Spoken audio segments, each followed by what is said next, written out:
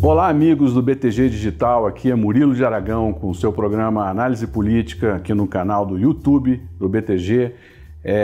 Estou de volta depois de um tempo afastado, andei dando aulas, viajando, enfim, mas agora estamos aqui acompanhando a reforma da Previdência, tema do meu comentário. Esta semana é muito importante para o debate da reforma da Previdência por conta de dois fatos. O primeiro é o envio do projeto de lei dos militares, da Previdência dos Militares, para a Câmara dos Deputados.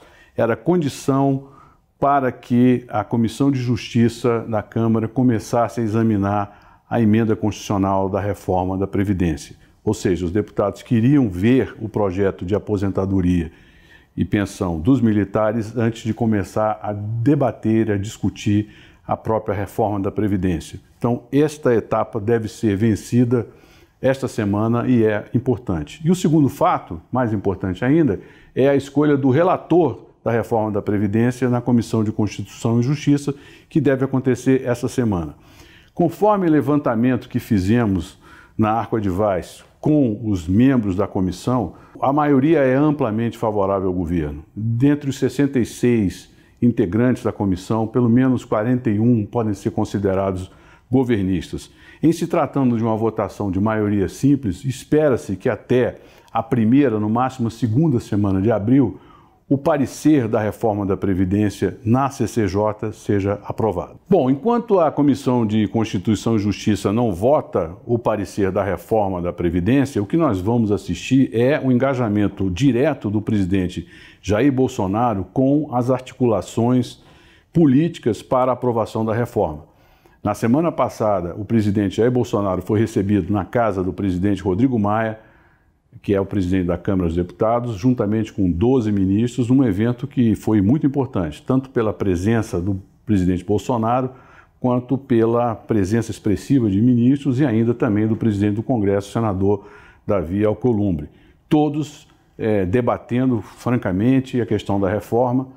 E vale também dizer que o presidente do Supremo Tribunal Federal, Dias Toffoli, também estava presente. Este tipo de evento mostra o engajamento do presidente na reforma, visando buscar apoio para a proposta. Enquanto o presidente Bolsonaro conversa com o Congresso, o ministro Paulo Guedes também conversa com o Congresso e conversa com os governadores.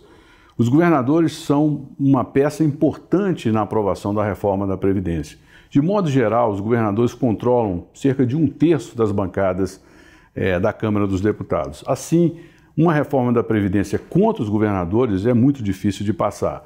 Há uma resistência dos governadores do Nordeste, especialmente porque 3 estados são governados por oposicionistas, mas a maioria dos governadores do Sul-Sudeste é completamente favorável à reforma da Previdência. Sabem que sem a reforma vão ficar inviabilizados para governar. E os próprios governadores do Nordeste também sabem disso. Eles têm que fazer um jogo duro porque faz parte da narrativa política dos seus partidos.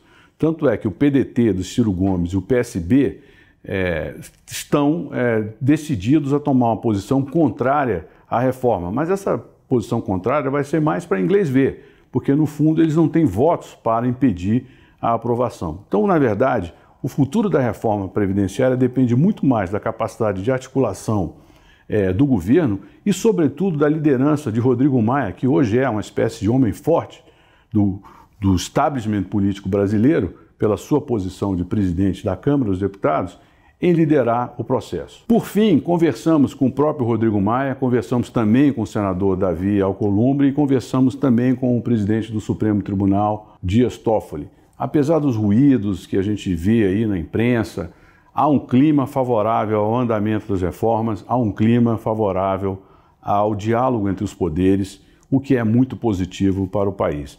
Então eu tenho uma visão otimista do processo da reforma da Previdência, ainda que, como todos sabem, não é um processo fácil, vai ter muita resistência pela frente, ainda teremos muitos impasses, o mercado vai ficar nervoso, vai ter muita volatilidade, mas isso faz parte do jogo.